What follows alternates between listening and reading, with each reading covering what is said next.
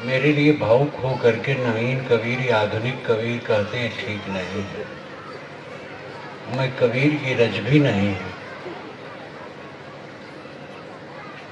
लेकिन उनकी भावना, परंतु इतना निवेदन है कि फिर ऐसा न कर। मैं बहुत साधारण आदमी हूँ।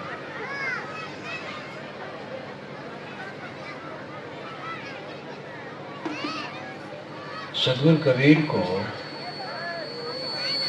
ये बात बहुत खटकी थी कि आदमी आदमी के बीच में ऊंच नीच की भावना की खाई रखी जाए, ये कौन सी समझदारी है। वो ये चाहे थे कि मानव मात्र का अधिकार समान हो और कोई किसी को अछूत न करे।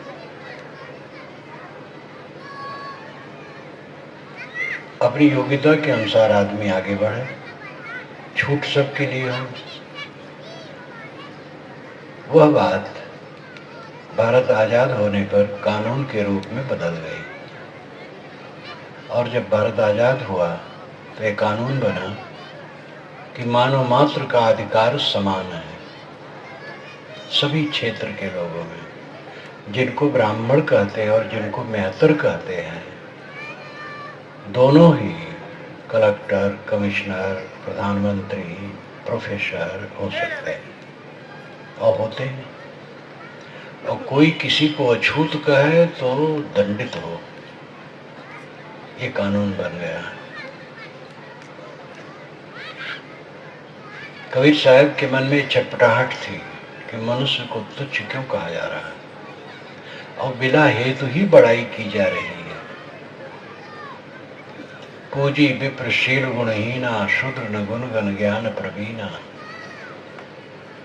ब्राह्मण शील गुण रहित हो तो भी पूजना चाहिए उसको, और शूद्र सद्गुण संपन्न हो तो भी नहीं पूजना चाहिए। ये गोस्वामी जी ने अनुवाद किया है, पहले से चला आ रहा था।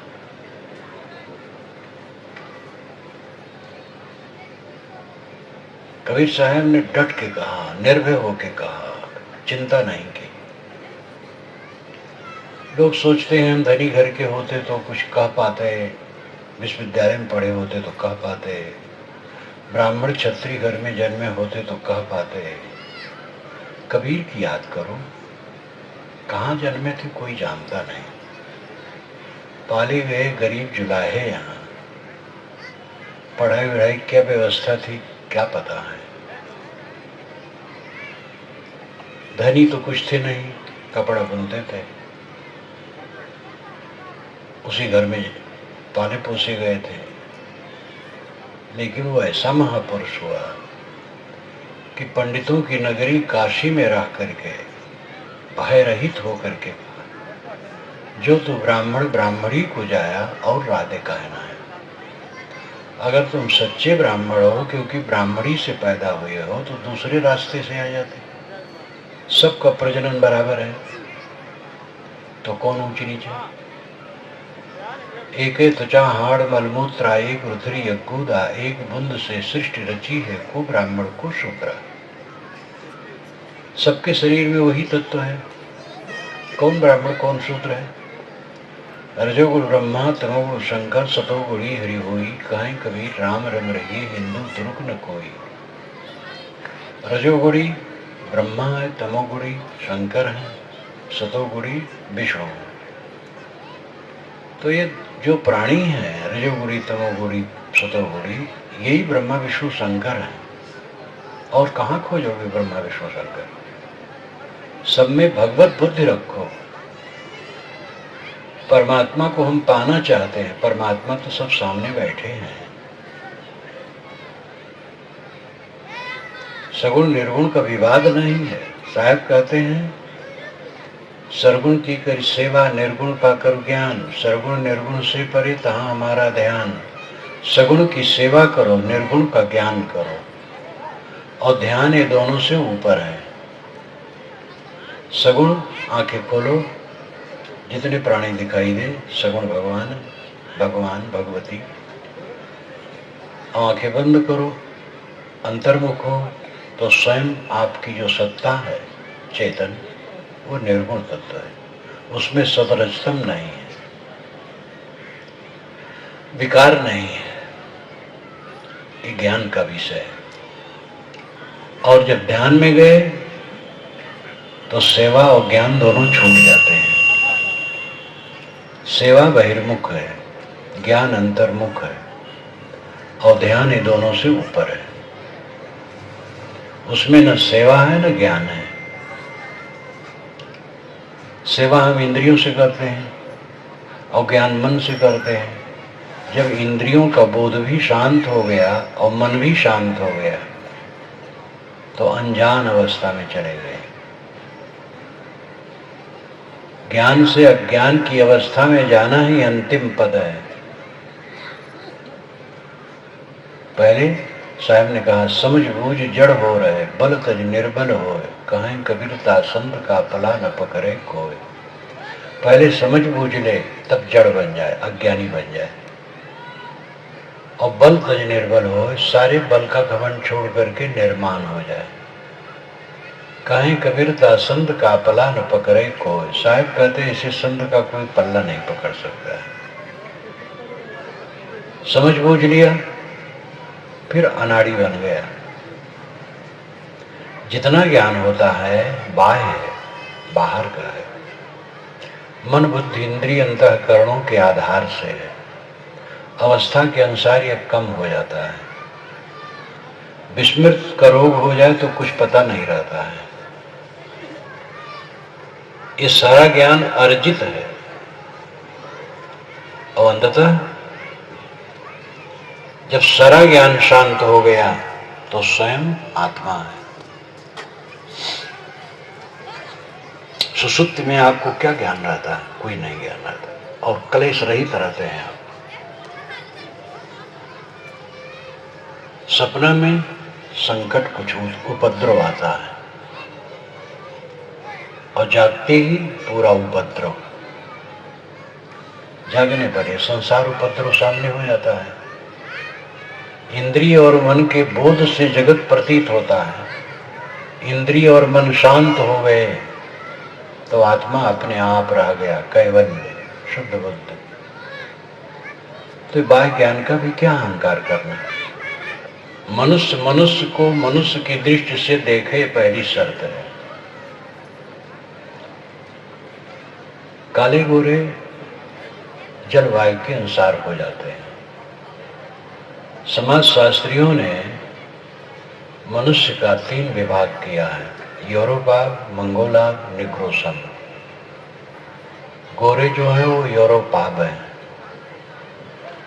और जो लाल लेकर के हैं वो मंगोलाग है और जो काले हैं वो निग्रोसम है। ये जलवायु के कारण है। पीढ़ी दर पीढ़ी धूप में काम करने से स्वाभाविक सांवलापन आ जाता है और घर में छाया में रहते रहते पीढ़ी दर पीढ़ी में कुछ गोरापन आ जाता है। ये चाम का रंग है, इसमें कुछ फर्क नहीं पड़ता है। भारतवर्ष में आज 2500 वर्षों से राम और कृष्ण की सबसे बड़ी प्रतिष्ठा है और दोनों श्याम और घन श्याम है। तो क्या करोगे? उनको निकाल दोगे, टाट बाहर कर दोगे? वेद व्यास की वाणियों से पंडित अपना व्यवसाय करता है और इनका एक नाम कृष्ण है क्योंकि काले थे और धीवरी से पैदा भी हुए थे। चाणक्य जो राजनीति में सबसे कुशल है, कौटिल्य अर्थशास्त्रम पुराना राजनीति का ग्रंथ उनका बड़ा अद्भुत है।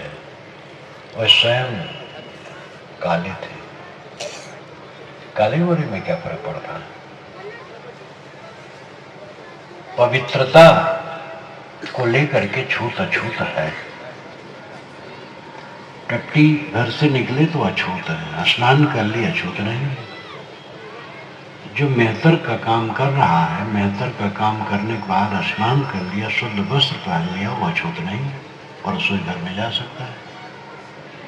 और ब्राह्मण कहे जाने वाला भी टट्टी घर से निकला है तो रसोई घर में वो नहीं जा सकता है, स्नान कर ले तो जा सकता है।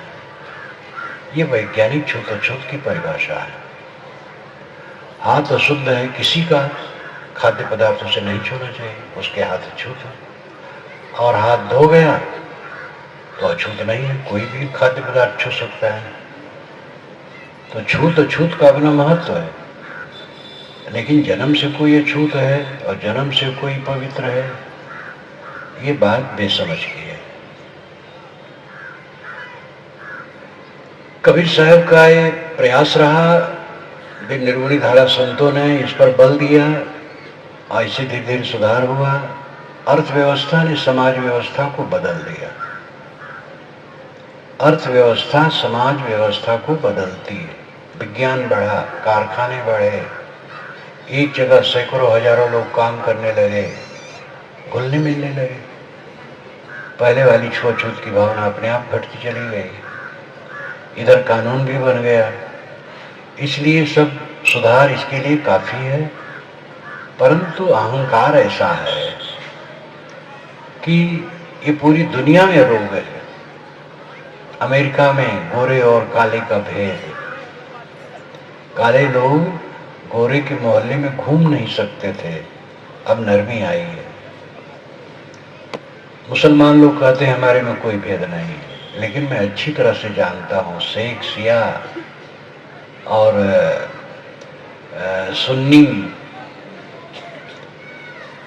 ये सब में इतना कटाकटी है। एक सुन्नी ने मुझसे कहा कि महाराज शिया का पानी नहीं पीना चाहिए, वो झूठ करके देंगे। और एक शिया लड़का, जहां मैं निवास कर रहा था उस समय, बीजक टीका लिख रहा था और उन्हीं भक्त के एक अलग घर में बैंक था, उसमें वो सर्विस करता था। कोई 25 वर्ष का युवक था, शिया मुसलमान था। वो अपने काम कर लेने के बाद मेरे पास ही रहता था और मेरे विचारों से इतना घुल मिल गए, क्या पूछ रहा है। एक दिन घर से पत्र आया, कहा गुरुजी हमारी माता ने पत्र दिया है कि अमुक त्योहार है, 2 किलो घी लेते आना, लेकिन देखना किसी हिंदू घर का ना हो और किसी सुन्नी घर का ना हो। सुन्नी घर का शिया लोग घी नहीं लेना चाहते, हिंदू घर का नहीं लेना चाहते। तो ये रोग पूरी दुनिया में है और मिथ्या है अहंकार, झूठा है अहंकार।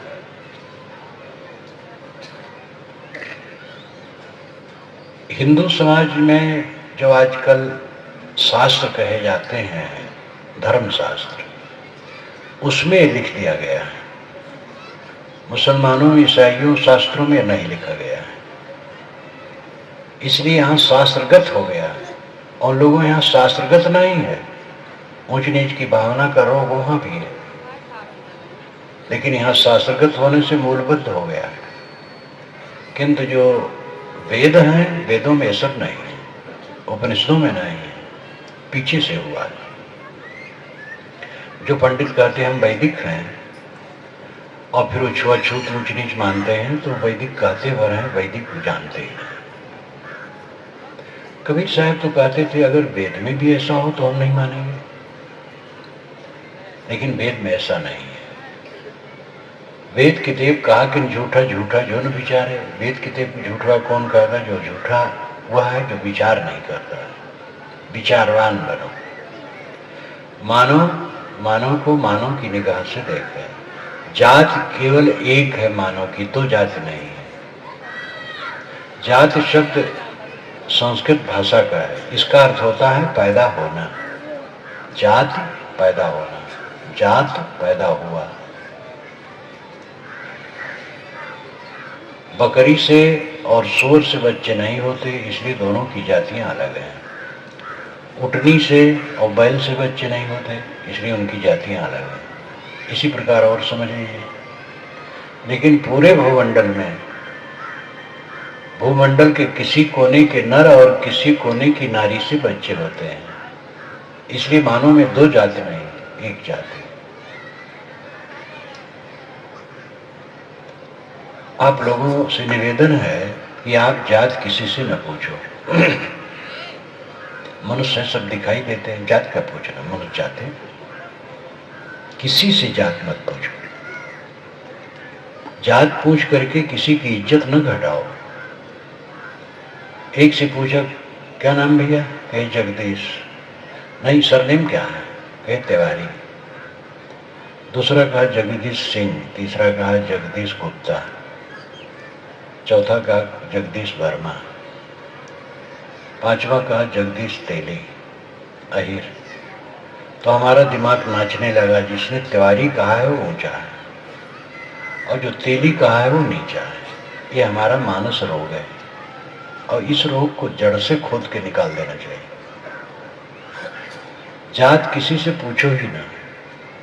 लड़की लड़का का शादी करना हो, अंतरजाती शादी आप नहीं मानते हैं तो जात पूछो, और जो अंतरजाती शादी करते हैं उनको ये भी पूछने की जरूरत नहीं है। मेरा अपना विचार इसमें कुछ नहीं रहता, ये आप लोगों का विषय है। एक युवक ने मुझसे पत्र दे के पूछा था कि आप अंतरजाती शादी मानते हैं कि नहीं, तो मैंने उसको उत्तर दिया था मैं शादी ही नहीं मानता हूं, तो मुझसे क्यों पूछते हो? जो शादी विवाह करते हैं उनसे पूछो, उनका विषय हम मैं इसमें क्यों पढ़ूं? आजकल शादी विवाह अंतरजाती बहुत हो रहा है, पढ़े लिखे लोगों में ज्यादा हो रहा है, और ये भी टूटेगा। आज से 25-50 वर्ष बाद तो लोग चिंता ही नहीं करेंगे, बल्कि माता पिता ही कह देंगे कि बेटा बेटी तुम अपने ढंग से अपना वर या वधू खोज लो। धीरे धीरे सब हो जाएगा। तो जात मत पूछो, मनुष्य से प्रेम का व्यवहार करो। जहां खान पान का संबंध हो वहां आचार विचार जरूर देख लो, आचार विचार व्यवहार कैसा है, तब खान पान का व्यवहार करो, कोई भी हो। हमारे आश्रम में एक ब्राह्मण का लड़का भी भंडार घर में प्रवेश नहीं कर सकता है जब तक उसमें टकसार ना हो, नियम प्रशिक्षण पूरा ना हो सफाई स्वच्छता का, और उससे वो प्रवीण हो गया है तो किसी का लड़का हो। मुस्लिम का लड़का भी भोजन हमारे यहाँ बनाता है, ईसाई लड़का भी बनाया। कोई लड़का हो, कोई मनुष्य हो, जात नहीं पूछी जाती है। इलाहाबाद आश्रम में प्रवेश करते ही पत्थर पर लिखा है कोई यहाँ जात न पूछे, वर्ण न पूछे, प्रदेश भी न पूछे किस प्रदेश के हैं। प्रदेश की लड़ाई, इस प्रदेश की, हम इस प्रदेश के हैं, बेकार की बात। अयोध्या से एक महात्मा आए, कई दिन रहे, कहीं महाराज जी हमें पता नहीं पाता हूँ संत किस जात के हैं, किस प्रदेश के हैं, किस देश के हैं। हमारे यहाँ तो ऐसा है अयोध्या में कि पहले जात का पता, उसके पश्चात प्रदेश का पता, फिर गांव का पता है। एक गांव के अगर 3 है तो उनकी अलग गुटबंदी है। हमको यही तो नरक है। एक दूसरे से घुलो मिलो, प्रेम का बर्ताव करो, साहेब की ही मनसा है और सभी विचारकों की ही मनसा। वेद का भी वचन है मनुर्भव जनया दिव्यम जनम, मनुष्य बनो और दिव्य जन समाज तैयार करो। ये नहीं कहा ब्राह्मण बनो, क्षत्रिय बनो, वैश्य बनो, ऐसा कुछ नहीं। मनुर्भव, मनुष्य बनो, जनया पैदा करो, दिव्यम जन्म, दिव्य जन समाज। कबीर साहब जो चाहते थे उनकी मनसा भारत स्वतंत्र होने पर कानून के रूप में बदल गई। ये बहुत बड़ी सत्य की विजय है। जात पात को लेकर के ऊंच नीच की भावना का रोग, इसी प्रकार धर्म के नाम पर महारोग है। हमारा संप्रदाय ईश्वर का चलाया है, हमारा महापुरुष ईश्वर का दूत है या ईश्वर का अवतार है। हमारी किताब ईश्वर ने दी है। इस भावना ने धर्म के क्षेत्र में बहुत विषाक्त वातावरण पैदा किया है, और है ये सब झूठ, हैकड़ी है। समाज पर अपनी हैकड़ी गांठने के लिए है, ज्यादा धन जन बटोरने के लिए है, दुनिया के जितने महापुरुष हैं केवल मनुष्य हैं, उनकी प्रतिभाएं बड़ी थी, उन्होंने बड़ा काम किया, लेकिन है मनुष्य। जितने शास्त्र हैं सब मनुष्य की रचनाएं हैं, कोई आकाश से नहीं आया। कोई पुस्तक आकाश से आई होती सबको मानना पड़ता, चांद सितारे को सब मानते हैं, हवा को, आग को, पानी को, पृथ्वी को सब मानते हैं। कोई शास्त्र आकाश से आया होता सब मानते, ऐसा कोई शास्त्र नहीं है। इसलिए अवतारवाद, पैगंबरवाद, पुस्तकवाद ये सब भ्रम पैदा करते हैं। ज्ञान विज्ञान का स्रोत मनुष्य है और कहीं नहीं। कहते हैं जीव तो तुच्छ है, ईश्वर ज्ञान का सागर है। आप कहीं ईश्वर से मिले हैं और कुछ ज्ञान दिया हो? ये भावुकता की बात है। ईश्वर की कल्पना भी मनुष्य ने की है और भिन्न भिन्न ईश्वरों की कल्पना की है। सारे देवताओं का निर्माण मनुष्य के मस्तिष्क रूपी कारखाने से हुआ है। दुनिया के सारे शास्त्रों को मनुष्य ने बनाया है, सारे मजहबों को चलाया, सारा ज्ञान विज्ञान का स्रोत मनुष्य है। मनुष्य बढ़ करके क्या मनुष्य के समान में ज्ञान की शक्ति कहीं नहीं, लेकिन मनुष्य अपने अज्ञान से अपने को तुच्छ करता है। शायद कहते हैं अपने गुण को अवगुण कहो, यह अभाग्य जो तुम न विचरो। अपने गुण को तुम अवगुण कहते हो, यही तुम्हारा दुर्भाग्य है कि विचार नहीं करते हो। ईश्वर प्राणी में घटित होता है, ईश्वर कहीं बाहर नहीं मिलेगा। इंद्रियों के द्वारा ही चीजें मिलती हैं और इंद्रियों के द्वारा जो मिलती वो विषय है। परमात्मा कहीं इंद्रियों से मिलता है?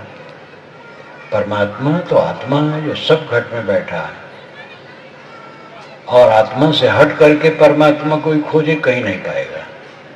लेकिन महाभ्रम है। पंडित, महात्मा, मौलवी, पादरी, ज्ञानी जी अलग ही बताते हैं, भटकाते हैं, भटके हैं, भटकाते हैं। भूत प्रेत, जादू टोना, जंतर मंतर, झाड़ फूंक, सब बकवास। ग्रह लगन मुहूर्त, दिशा शूल, शकुन अपशकुन, सब बकवास। बिल्कुल निर्भय होकर रहो, आपको कोई तकलीफ देने वाला नहीं। हमें और आपको जो सुख दुख मिलते हैं अपने ही कर्मों के परिणाम हैं, इसलिए उनको सह लेना चाहिए और वर्तमान में अपने मन को शुद्ध रखना चाहिए। परमात्मा न मिलता हो प्रत्यक्ष तो कल्पना की जाए। जब प्रत्यक्ष परमात्मा मौजूद है तो मन का लड्डू क्यों खाएगा? ये सामने देखो, सगुण भगवान सब बैठे हैं और निर्गुण अंतरात्मा है, तो क्यों भटकते हो?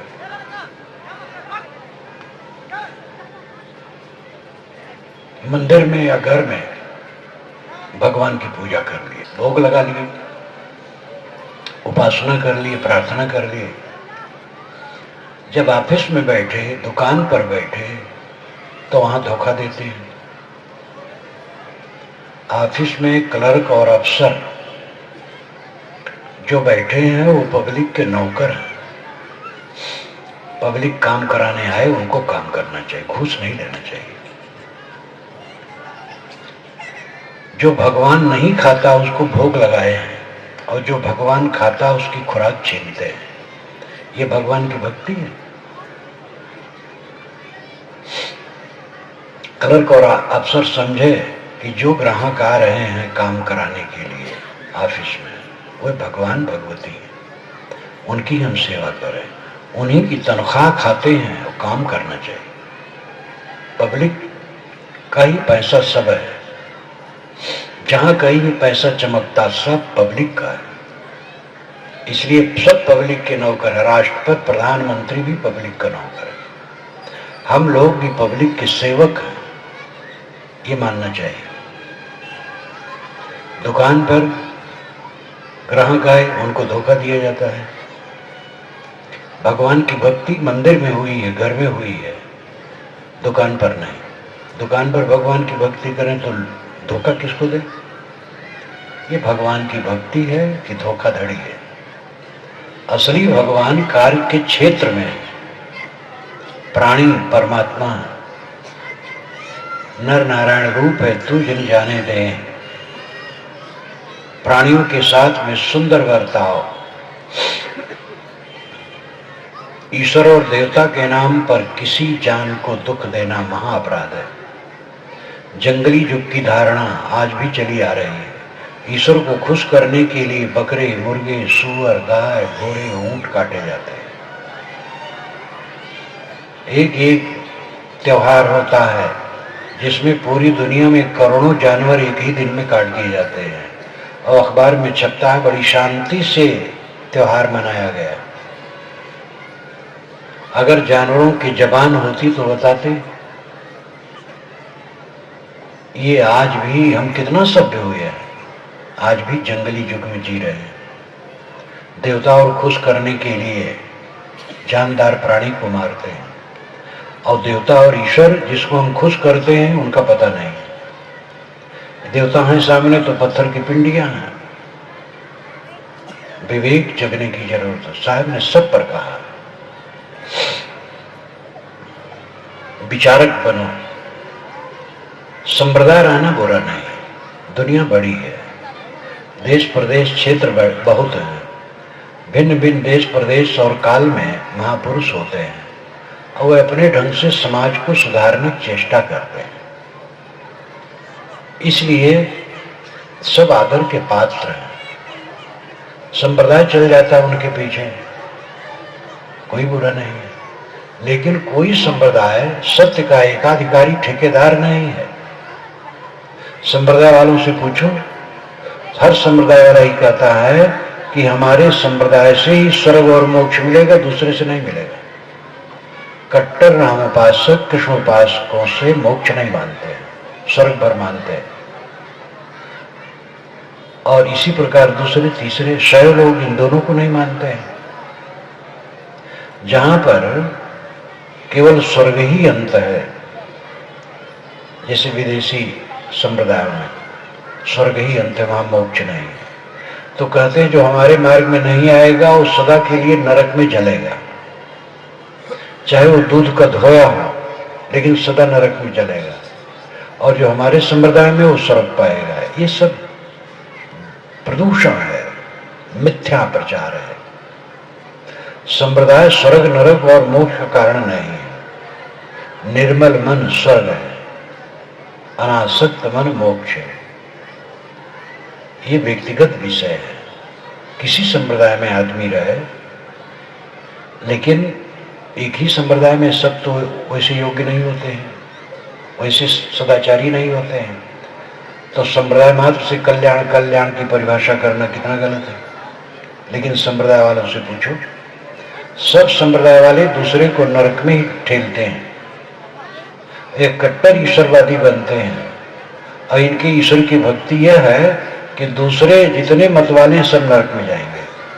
ये इनके ईश्वर की भक्ति की पोल पट्टी है। पहले हम ईश्वर को खड़ा कर लेते हैं, फिर उसके भक्त बन जाते हैं और फिर दूसरे को गाली देते हैं। शुद्ध बात है मानवता। मानव बने, मानव को मानव की निगाह से देखें और कल्याण अकल्याण की परिभाषा बोध और आचार में समझें। यथार्थ बोध, समझ सच्ची हो और आचरण सच्चा हो, उसी से कल्याण है। कबीर साहब ने इन सब बातों पर कहा। हिंदू धर्म नहीं, हिंदू समाज है। इस्लाम धर्म नहीं है, इस्लाम संप्रदाय है। जैन बौद्ध धर्म नहीं है, संप्रदाय है। ऐसे दुनिया में जितने कहलाते हैं धर्म कहते हैं, धर्म नहीं है, संप्रदाय है। धर्म एक है, वो सनातन है। सनातन का मतलब नित्य। आजकल हिंदू समाज में सनातन धर्म की परिभाषा है जो बड़ व्यवस्था माने, रामकृष्ण को अवतार माने, गंगा जमुना नदियों को पवित्र माने, गौरी गणेश की पूजा करे, तीर्थ व्रत करे, वो सनातन धर्म है। ये सनातन धर्म की परिभाषा अपनी बनाई हुई आधुनिक है। सनातन धर्म का अर्थ होता है नित्य धर्म, जिसमें देश और काल व्यवधान न बने। समस्त देशों में, समस्त कालों में जो मान्य हो, वो सनातन धर्म है। वो है संयम और शील। अपने पर संयम और दूसरे के लिए शील का बर्ताव, अपने पर कंट्रोल और दूसरे के लिए करुणा, ये सनातन धर्म है। अगर आप किसी लोक में चले जाएं, भूमंडल से अलग, और वहां मनुष्य हो और विकसित हो,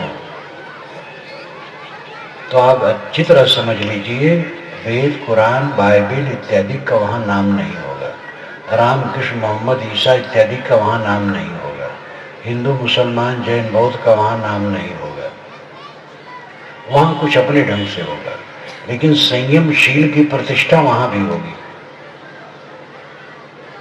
एक मुसलमान उस मुसलमान को अच्छा नहीं मानता है जो बेईमान है, लेकिन हिंदू है तो उस पर विश्वास करेगा। एक हिंदू बेईमान हिंदू को पर विश्वास नहीं करेगा। अगर कोई मुसलमान है, ईमानदार है, तो उस पर विश्वास करेगा। चरित्र विश्वसनीय होता है, संप्रदाय से कुछ होने जाने वाला नहीं। इसलिए सनातन धर्म का अर्थ है संयम और शील। जो अपने पर जितना संयम करेगा, दूसरे के साथ उतना शील का बर्ताव कर सकेगा। ये कारण कार्य की व्यवस्था है। ध्यान दीजिए, कुछ होने से कुछ होता है। पानी बरसता है तो पानी का कारण इकट्ठा हुआ तब बरसा है। पानी नहीं बरस रहा है तो निश्चित है बरसने के जितने कारण है उनमें कुछ विखंडन है। आदमी स्वस्थ है तो उसका कारण होगा, कमजोर है तो उसका भी कारण होगा। इसी प्रकार शील का कारण संयम है। इसके लिए प्रत्यक्ष उदाहरण है कि राम ने अपने पर संयम किया। उनको रात को बताया गया राज और सुबह दिया गया वनवास, लेकिन उन्होंने अपने पर संयम किया और राज छोड़ करके चल दिए। वे न जाते तो राजा वही होते। सब लोग वही चाहते थे। कैकेयी और मंथरा कुछ न कर पाती और भरत आ जाते, राम का राज्य होता। लेकिन राम तुरंत चल दिए। उन्होंने अपने पर संयम किया तो शील का बर्ताव किया। भरत आए, भरत को राज मिल गया था, लेकिन उन्होंने अपने पर संयम किया। हमें राज नहीं चाहिए, बड़े भाई को होना चाहिए। जब वे नहीं लौटे तो उन्होंने सेवा की, भोग नहीं किया। ये संयम और शील का लक्षण है। अपने पर राम ने, भरत ने संयम किया तो दूसरे के साथ शील का बर्ताव किया। कौरव पांडव अपने पर संयम नहीं कर पाए तो दूसरे के साथ शील का बर्ताव नहीं कर पाए और 18 दिन में कट के मर गए।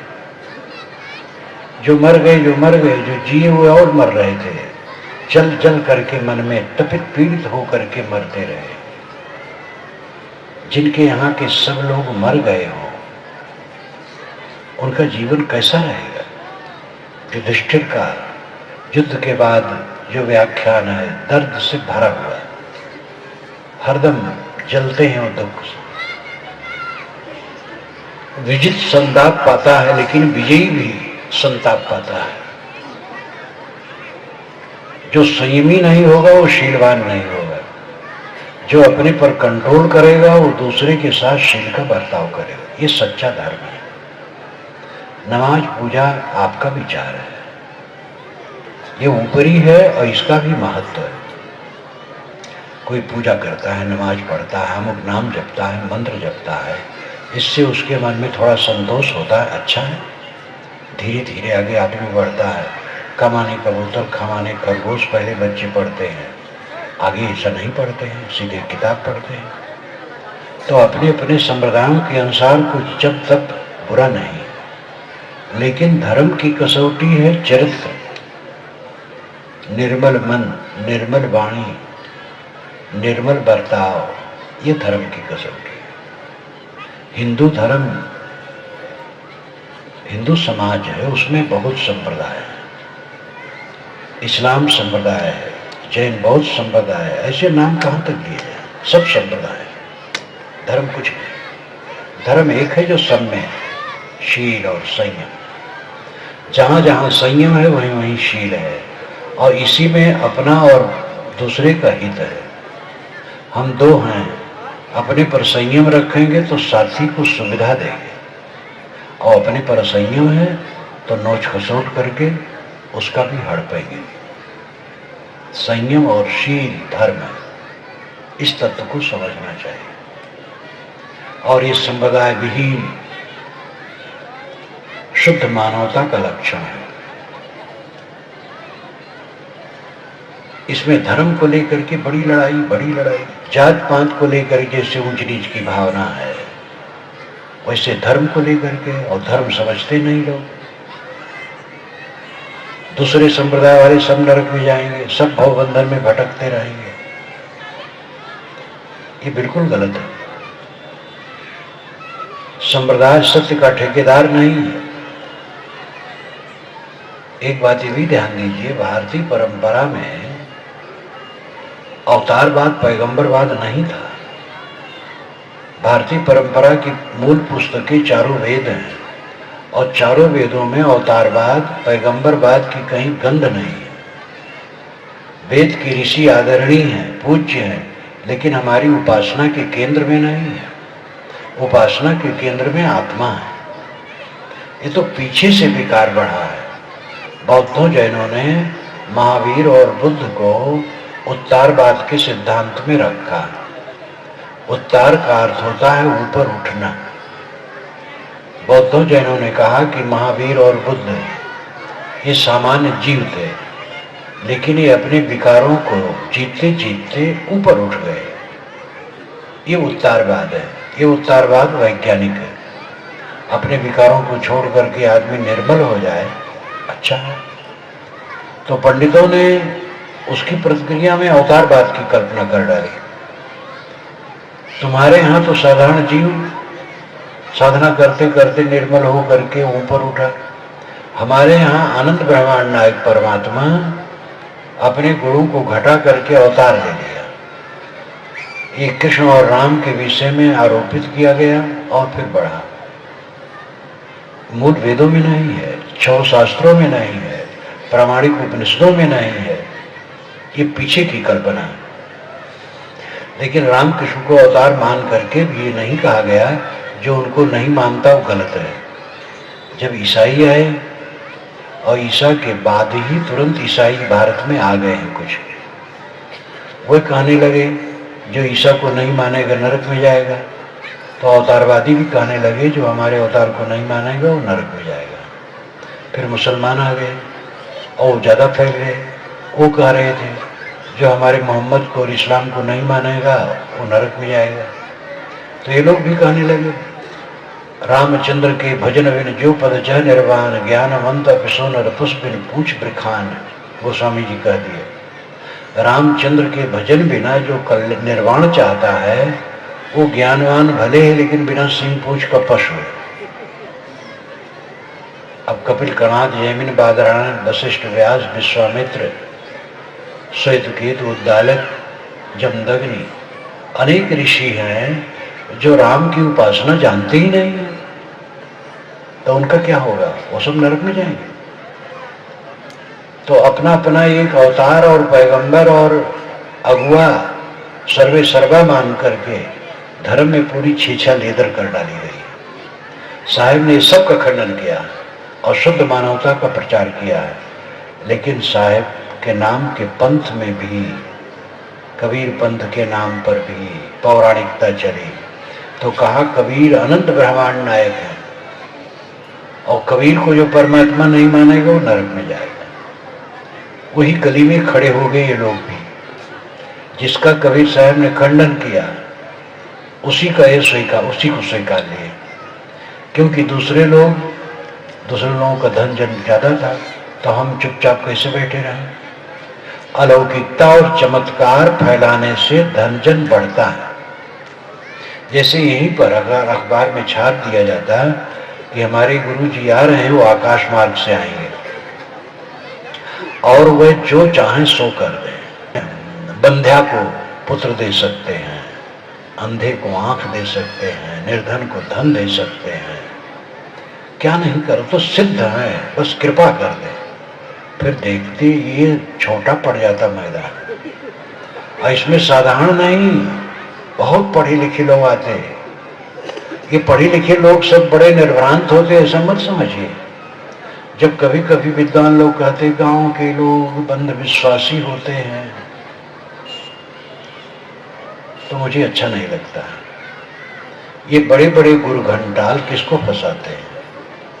डॉक्टर, इंजीनियर, प्रोफेसर, राजनेता, जज, कलेक्टर, कमिश्नर, इन सब को फंसाते हैं। इनमें एक तबका ऐसा है जो भटका है, सब नहीं। जो बुद्धिवादी कहलाने वाले हैं उनमें एक तबका बहुत भटका है, जो ज्यादा लंबा है। कुछ विचारक हैं, छू मंत्र से जो सब सिद्धि देते हैं, गुरु घंटाल, चमत्कारी बाबा, तांत्रिक, जो चाहे सो कर दें, अवतार, आजकल दर्जनों अवतार भारतवर्ष में हैं, धोखेबाज। और इनके पंजे में फंसे हैं पूंजीपति, बड़े बड़े नेता और इंजीनियर, प्रोफेसर, डॉक्टर, जज, वकील, ये सब फंसे हैं, आईजी, डीआईजी इत्यादि। तो ये सब बड़े बुद्धिमान हैं, अपने विषय के ज्ञाता हैं, लेकिन विवेक में शून्य है। मैं गुजरात में था तो अक्षरधाम में मुझे दिखाने के लिए लोग ले गए। तो अक्षरधाम के ही एक इंजीनियर हमें आए, हमारे समाज को लेके चले। तो एक मूर्ति के पास गए तो कहे महाराज ये इस मूर्ति ने दूध पिया। मैंने कहा आप इंजीनियर हैं, बस विवेक होना चाहिए, ये पत्थर की मूर्ति दूध कैसे पिएगी? तो चुप हो। लाल मुंह के बानर फंसाने से उनको नचाने में अच्छा रहता है, काले मुंह के बानर को फंसाया जाए तो वो भोक्का होते हैं, इसलिए काले मुंह के बानर नहीं फंसाए जाते, लाल मुंह के बानर फंसाए जाते हैं, वो चतुर होते हैं, उन्हीं को नचाया जाता है। शिक्षित समाज का एक तबका लाल मुंह का बानर है, गुरु घंटाल लोग उन्हीं को फंसाते और नचाते हैं। इसलिए अंधविश्वास कहाँ है? अविवेक में। गांव में भी ऐसे अनपढ़ हैं जो बिल्कुल अंधविश्वास से रहित हैं। तो शिक्षित अशिक्षित दोनों में अंधविश्वासी हैं, दोनों में विवेकी है। हाथ की रेखा किसी को न दिखाओ, जन्म कुंडली कभी न बनवाओ, ये रोग का घर है। बच्चा पैदा हो, किसी पंडित मुल्ला के पास न जाओ कुछ पूछने पाछने, तिथि मिति लिख लो बस काफी है। झाड़ फूक बिल्कुल झूठ है, मंत्र से कुछ नहीं बनता है, छींक से कोई हानि लाभ नहीं है, चूचा घड़ा घड़ा घड़ा देखने से कोई हानि लाभ नहीं होता है। तेली और धोबी का भेद छोड़ दो, तेली को देखोगे तो अशुभ है, धोबी को देखोगे तो शुभ है। ये बिल्कुल अविवेक की बात है। रोज तेल खाते और तेल लगाते हो अशुभ नहीं होता, तेली को देखने से अशुभ हो जाएगा। जितने अंधविश्वास हैं इन सब से ऊपर उठने की जरूरत। साहब ने सबको बुहारा है, विवेकवान बनो, जागरूक बनो, निर्भ्रांत बनो। उद्धार हमें स्वयं अपना करना पड़ेगा, हमारा कोई दूसरा उद्धार नहीं कर देगा, गुरु भी केवल रास्ता बताएगा। जो गुरु कहते मेरी शरण में आ जाओ मैं तुम्हारा उद्धार कर दूंगा, तुम्हें सोचने की जरूरत नहीं है, वो ठीक नहीं है, फंसाने वाले। सच्चा गुरु कहेगा कि भाई मैं रास्ता बताऊंगा, चलना तुम्हें। गुरु का काम है वो बोधवान हो, सच्चा ज्ञानी हो और सच्चे आचरण में हो, रहनी में हो और दूसरों को रास्ता बताए। बस गुरु दूसरे के मन के विकारों को दूर कैसे कर पाएगा? बताएगा कि दूर करो।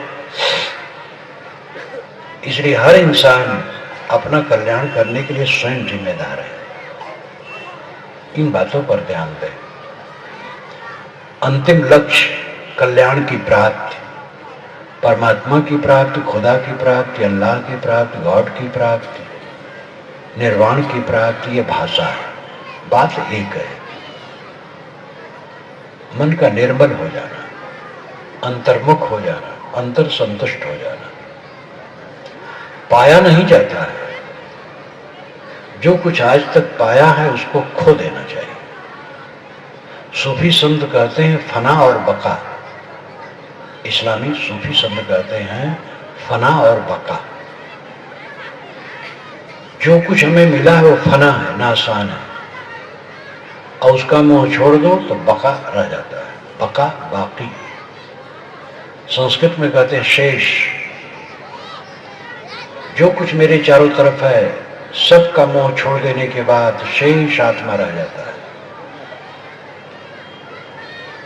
विष्णु भगवान सर्वसाई है, शेष जी पर सोते हैं। इसका अर्थ क्या है? शेष 1000 फण का सांप समुद्र में है, कहीं नहीं। शेष का मतलब बचा हुआ। जब संकल्प शांत हो गया, संकल्प से संसार सामने होता है, संकल्प शांत हो गए तो शेष आत्मा रह गया। और इस स्थिति में जो जिए वो विष्णु भगवान है। विष्णु का मतलब है जो प्रविष्ट हो, विष धातु से विष्णु शब्द बनता है। जो घट घट में बैठा है वो विष्णु, आत्मा विष्णु।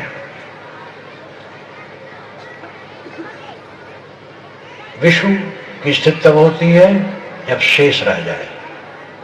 संकल्पों में जगत प्रतिबिंबित होता है, संकल्प शांत हुए जगत शांत हो गया। गाढ़ी नींद में अपने आप जगत शांत हो जाता है, लेकिन वो अवस्था जन्य है, बोध जन्य नहीं। साधना द्वारा जिसका मन शांत हो गया तो जागते जागते वो सुसुप्त है। चित्त की हलचल खत्म, प्रशांत। ये परमात्मा की प्राप्ति है। कुछ प्राप्त नहीं होना है, परमात्मा शेष रह गया। आत्मा कहो, परमात्मा कहो, प्रेत आत्मा, दुष्ट आत्मा, शुद्ध आत्मा, महात्मा, परमात्मा, ये जितने समस्त पद हैं, अंतिम पद ही महत्वपूर्ण है। जैसे प्रेत आत्मा में आत्मा अंतिम है, दुष्ट आत्मा, शुद्ध आत्मा, महात्मा, परमात्मा में अंतिम में आत्मा है। प्रेत आत्मा का अर्थ है गया हुआ आत्मा। प्रेत नाम जो चला गया, देह छोड़कर चला गया, उस जीवात्मा को प्रेत आत्मा कहते हैं। दुष्ट स्वभाव की आत्मा को दुष्ट आत्मा कहते हैं, शुद्ध स्वभाव की आत्मा को शुद्ध आत्मा कहते हैं, इंद्रिय जित को महात्मा कहते हैं, और जो गुणातीत अवस्था में पहुंच गया उसको परमात्मा कहते हैं। आत्मा क्षेत्र की दुक्ता संयुक्त प्राकृत तैर्गुण तैरेतु विनिर्मुक्त परमात्मे तो उदाहरता है। ये महाभारत में आता है। आत्मा क्षेत्रज्ञ है, शरीर रूपी क्षेत्र को जानता है और प्रकृति से जुड़ा हुआ है। तैरेतु विनिर्मुक्त है, वही जब इस प्रकृति के मोह को छोड़ देता है, परमात्मे तो उदाहरता है, उसको परमात्मा कहा जाता है। जब तक वह मोह माया में डूबा है तब तक वो साधारण आत्मा कहलाता है। मोह माया मिट गई, आत्मा अपने आप में शांत हो गया, परमात्मा हो गया। सनत कुमार ने नारद को समझाते हुए कहा है छांदोग्य उपनिषद में, यत्र नानद पश्यत नानद श्रवत नानद विजानात सबूमा। जब दूसरे को नहीं देखता, दूसरे को नहीं सुनता, दूसरे को नहीं जानता, ये भूमा की स्थिति है। देखना, सुनना, जानना बंद हो गया तो ये ब्राह्मी स्थिति है। रूबी साहब हुए हैं इस्लाम में, उन्होंने कहा चश्म बंदो, होश बंदो, लब्य बंद, गर्न बीनी सर्रे अकबर मन बखन। चश्म बंदो, अपने आंखों को बंद कर लो, गोश बंदो, कानों को बंद कर लो, लब विबंद, ओठों को बंद कर लो। इतने पर सत्य के दर्शन न हो तो मेरा मजाक उड़ाना। कबीर साहब ने कहा, समुझ बूझ जड़ हो रहे, बल तज निर्बल हो रहे, कहें कबीर तासंद का पला न पकड़े कोई। पहले समझ बूझ ले तब अनाड़ी बन जाए और सारे बल का घमंड छोड़ करके निर्मानी हो जाए। ऐसे संत का कोई पल्ला नहीं पकड़ सकता है। पहले जान बूझ लो फिर अनजान अवस्था में चले जाओ। पहले समझ लो मैं शुद्ध चेतन हूं, देह नहीं। स्त्री पुरुष देह है, काला गोरा देह है, आत्मा निर्मल है, मैं आत्मा हूं। ये समझ लो। समझ करके सब भूल जाओ, अपने आप रह जाओ। ये अंतिम पद है। पाना नहीं है, विसर्जित करना। पाने की आदत है, धन पा जाए, पत्नी पा जाए, बच्ची पा जाए, मान पा जाए, पद पा जाए। ये पाने का रोग है हमारे में और इसी में हम रो रहे हैं। पाप आकर के रो रहे हैं। आध्यात्मिकता की ऊंचाई है सारे पाने को खारिज कर दो, कुछ नहीं पाना। देह जब तक है शरीर की रक्षा के लिए खाना पीना पड़ेगा, वो अलग बात है। लेकिन तृष्णा अब कुछ नहीं रही, कुछ पाने की इच्छा नहीं रही। सेवा की जाए और सात्विकता से जीवन बिताया जाए। जो बन सके, जिस योग्यता के योग्य हम हों, जो हमारे में योग्यता हो, उससे हम समाज की सेवा करें और सबसे अनासक्त होकर के तृष्णा रहित हो जाए। यही परम पद है। कबीर साहब गुजरात में थे। गुजरात वो 4 बार गए। नर्मदा के तट पर एक कबीर बड़ है जो 600 वर्ष पुराना है। तत्ता जीवा वहां 2 ब्राह्मण बंधु रहते थे। साहब के वो शिष्य थे। एक बार लंबे समय तक रहे साहब, फिर चलने लगे तो उन दोनों शिष्यों ने उनके पैर पकड़ लिए। कहे महाराज हम आपको चाहते, आप यही रहें, हम आपकी सेवा करेंगे। तो साहब ने कहा जो तू चाहे मुझको छाड़ सकल की आश, मुझे ही ऐसे हुए रहो सब सुख तेरे पास। अगर तुम मुझे चाहते हो तो सब कामना वासना छोड़ करके मेरे समान निष्काम हो जाओ, बस सब सुख तुम्हारे पास है। साधु एक जगह कहाँ रहता है? साधु के पैर में चक्के लगे रहते, वो चलता रहता है। तो उन्होंने कहा महाराज आप चले जाएंगे तो हमारा कल्याण कैसे होगा, आप तो बनारस चले जाएंगे। तो साहब ने कहा जो गुरु बसे बनारसी, शिष्य समुंदर तीर, बिसराए बिसरे नहीं जो गुण होए शरीर। गुरु बनारस में भले रहें और शिष्य समुद्र के पास, लेकिन अगर शिष्य के हृदय में गुरु के बोध के भाव में है, गुरु के बोध को ग्रहण किए है, तो जानो गुरु के पास है। और कोई गुरु के पास भी है और अहंकार का पर्दा रखे है तो गुरु से दूर है। इसलिए अंतिम में जो पाने की बात है, कोई भगवान भवानी देवी देवता नहीं मिलता, क्योंकि मिलने की बात जो होती है वो इंद्रियों से होती है। थोड़ा ध्यान दीजिए, अंतिम बात अभी है। आंख से हमें जानने के लिए मिलने के 5 साधन हैं। आंख, नाक, कान, जीभ, चाम। आंख से रूप मिलता है, कान से शब्द, नाक से गंध, जीभ से रस, चाम से स्पर्श। मन छठा है, इससे संकल्प विकल्प होता है जो देखे सुने भोगे हैं। तो ये तो सब विषय है। मिलेगा क्या? मिलेगा प्रपंच। आज तक जो हमें मिला है प्रपंच मिला है। ये प्रपंच का अंत कर देना निष्प्रपंच स्थित है और उसी को हम परमात्मा की प्राप्ति कहते हैं। न कि कोई परमात्मा नाम की वस्तु बाहर से मिलता है। वेदों में, 6 शास्त्रों में, उपनिषदों में कहीं नहीं कहा गया कि परमात्मा के दर्शन होते हैं। ये महाकाव्यों और पुराणों में बताया गया है और यहीं से समाज ज्यादा भटक गया है। परमात्मा कोई देखने की चीज नहीं है। कबीर साहब ने व्यंग किया है, जो मतवारे राम के मगन होए मन माए, जो दर्पण की सुंदरी कहे न आवे बान। जो राम के मतवारे हैं वो मन ही मन में मगन होते हैं कि हम राम के दर्शन पा गए। साहब कहते हैं वो तो दर्पण की सुंदरी है। दर्पण में किसी सुंदरी प्रतिबिंब हो तो उसको पकड़ोगे तो पकड़ में आएगी वो तो मन की कल्पना है। कल्पना को छोड़ने के बाद वो स्थित आती है। जब सारी कल्पनाएं शांत हो जाती हैं तब अंतिम स्थित है। शब्द तो आपके बनाए हैं। गॉड शब्द पूरे विश्व में प्रसिद्ध है, लेकिन कुल 600-700 वर्षों से प्रचलित है, उसके पहले नहीं था। राम नाम भजन, हरि नाम भजन, ये राम नाम भजन 1000 वर्ष से प्रचलित, उसके पहले नहीं था। हरि नाम 1500 वर्षों से प्रचलित है। वासुदेव कृष्ण नाम 2500 वर्षों से प्रचलित है। ये जितने नाम रूप हैं देश काल में निर्मित होते हैं, बदलते हैं और लुप्त होते हैं, लेकिन जो सत्ता है वो नित्य है। आपकी सत्ता है, आत्मा की सत्ता है। परमात्मा पाना नहीं है, परमात्मा नित्य विद्यमान है, आत्मा परमात्मा है। एक युवक ने मुझसे एकांत क्षण में पूछा था कि महाराज परमात्मा कब मिलेगा? तो मैंने कहा उसकी बिछोड़ने की तारीख बताओ तो मिलने की तारीख में बताओ। तो ठगमारा खड़ा रह गया। मैंने कहा परमात्मा कभी बिछोड़ा ही नहीं, मिलने की क्या बात है? अपना मन लगाए हो विषय वासना में, उससे हटाओ, बस परमात्मा मिल गए, अपनी तरफ लौटो। ये भी कोई संप्रदाय की चीज नहीं है, बोध की चीज है। यथार्थ गुरु चाहिए। यथार्थ गुरु किस संप्रदाय का हो इससे क्या मतलब है? हमें इंग्लिश सीखना है तो ब्राह्मण टीचर हो कि क्षत्रिय हो कि कुर्मी मुराव हो कि मेहतर हो कि मुसलमान हो, इससे क्या मतलब है? जो मनुष्य हो इंग्लिश का विद्वान वो हमें इंग्लिश सिखा सकता है। किसी संप्रदाय का बोधवान हो, जिसका बोध सच्चा है और जिसकी रहनी पक्की है, वही पूरा गुरु है। साहिब ने कहा है पूरा साहिब से ही सब विध पूरा होए, ओछे स्नेह लगाए के मूलो आवे खोए। पूरे साहिब की सेवा करो तो तुम्हारा पूरा होगा, ओछे से नहीं लगाओगे तो मूल भी खो जाएगा।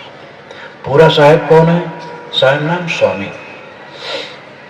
तो कुछ लोग कहते हैं कबीर साहिब के पंथ वाले साहिब साहिब कहते हैं। गोरखपुर में एक पंडित जी हमसे कहे, प्रिंसिपल थे, कहे महाराज आप लोग विदेशी भाषा साहिब साहिब क्यों कहते हैं?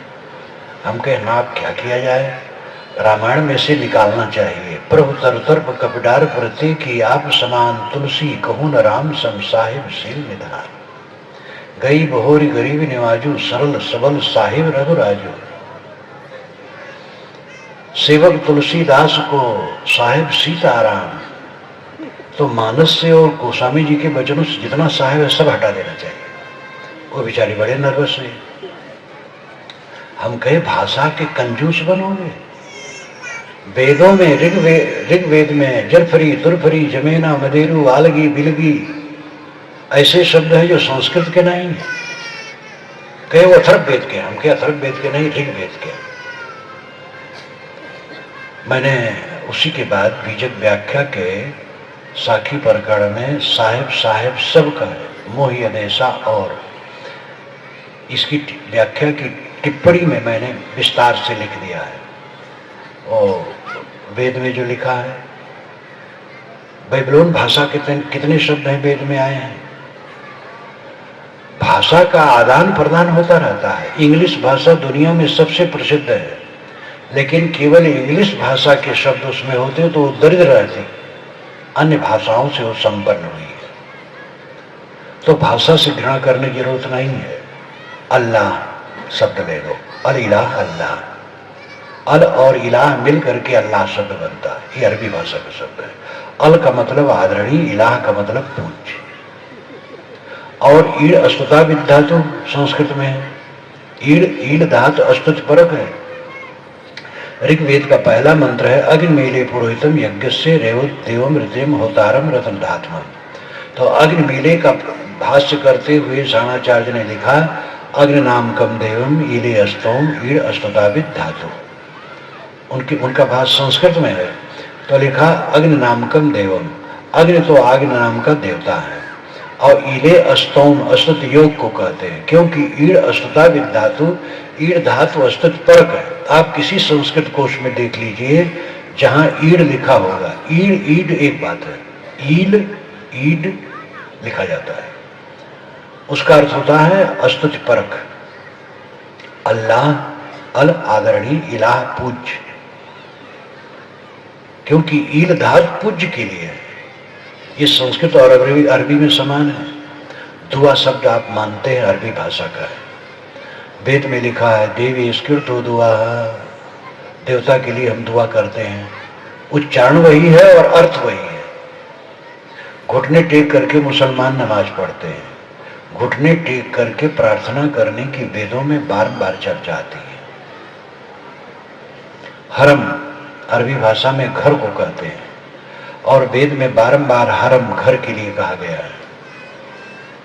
भाषा से घृणा नहीं होनी चाहिए, मेल जोल होना चाहिए। अरबी भाषा के तो तमाम शब्द हिंदी में इतने मिले हैं कि साधारण लोग जान ही नहीं पाते हैं कि यह अरबी भाषा का शब्द है। गरीब, गरीब अरबी शब्द है जिसको संस्कृत में दरिद्र कह सकते हैं, लेकिन गरीब बहुत ना कह के गरीब गरीब सब कहते हैं। वो गरीब कोई जानता ही नहीं, हिंदी कहे कि इंग्लिश कहे, संस्कृत कहे किसका है। बात चलती है। पानी, संस्कृत में पानी कहीं नहीं है, पान है, पीने को पान कहते हैं। उसी पान से पानी बन गया। पानी पूरे भारत में व्याप्त है, खूब लोग पानी कहते हैं।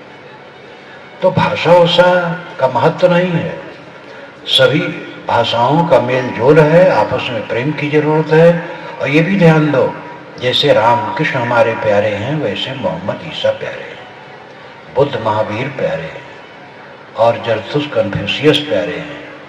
जैसे हिंदू प्यारा समाज है वैसे मुसलमान ईसाई यहूदी सब हमारे प्यारे हैं। जैसे वेद आदरणीय वैसे कुरान बाइबल सब आदरणीय है।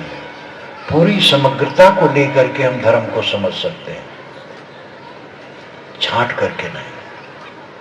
राष्ट्रीय भावना भी का अर्थ है, जमीन राष्ट्र नहीं है, मनुष्य राष्ट्र है। चंद्रलोक को कोई राष्ट्र नहीं कहता क्योंकि वहां मनुष्य और प्राणी नहीं। हमारे भारत देश में जितने मनुष्य हैं वही राष्ट्र है। इसलिए भारत में भेद नहीं होना चाहिए। ये हिंदू है, ये मुसलमान है, ब्राह्मण है, शूद्र है, फॉरवर्ड है, बैकवर्ड है, सब कुछ नहीं। भारत के जितने मनुष्य हैं सब प्यारे हैं, अपने भाई हैं। सबको लेकर के राष्ट्रीय भावना मजबूत होगी। और जहां राजनीतिक लाभ के लिए आप ब्राह्मण शूद्र का भेद मानोगे, बैकवर्ड फॉरवर्ड में हिंदू और गैर हिंदू में खाई खोदोगे, वहां देश कमजोर होगा और कष्ट होगा। इसलिए पूरी मानवता को लेकर के कबीर साहब ने इसीलिए कहा, जेते औरत मर्द उपाने सो सब रूप तुम्हारा, कबीर पोंगरा अल्लाह राम का सो गुरु पीर हमारा। जितने औरत मर्द हैं सब तुम्हारे रूप है। कबीर साहब कहते अल्लाह और राम का जो पोंगरा हमारा गुरु पीर है। अल्लाह का पोंगरा बालक मोहम्मद, ईसा, मूसा, दाऊद, राम ब्रह्म का पोंगरा नूर, राम कृष्ण विष्णु शिव इत्यादि। साहब कहते सब हमारे गुरु पीर है। एक ही साथ स्वामी और आर्य परंपरा के महापुरुषों को गुरु पीर कबीर की हिम्मत थी कहना। सब को अपना गुरु पीर का, सब आदरणीय। समग्रता को लेकर के चलने की जरूरत है। कबीर की यही पिपासा थी, समग्रता को लेकर के चलो। जातिवादी भावना छोड़ो, सांप्रदायिक भावना छोड़ो, प्रेम की गंगा बहाओ। प्रेम पाठ का चोलना पहिर कबीरू नाच, प्रेम पाठ का चोलना पहन करके नाचो। ढाई आखर प्रेम का पढ़े सो पंडित होए। कबीर के विचारों को जितना समझा जाए उतनी ही मानवता और एकता के विषय में हमें सामग्री काफी मिलेगी और उसी की जरूरत है। भेदभाव, घृणा, वैमनस्य ये तो नरक करने वाले हैं। इसलिए हमें सच्चे धर्म को समझने की जरूरत है। सच्चा धर्म संयम और शील है और सच्ची जात मनुष्य है और कोई जात पात नहीं है। छुआछूत आचार विचार को लेके है। वो छुआछूत ऐसा नहीं है कि यह छूत जात का है। जिस समय जो गंदा है उस समय छूत है, शुद्ध हो गया वो छूत नहीं है। मानव मात्र से प्रेम, जीव मात्र पर दया, अपने पर संयम, दूसरे के साथ शील का बर्ताव, यही सद्गुरु कबीर तथा सभी महापुरुषों का आदेश है। हम इसके अनुसार चलें। आपको धन्यवाद देते हुए मैं अपनी वाणी को विराम देता हूँ।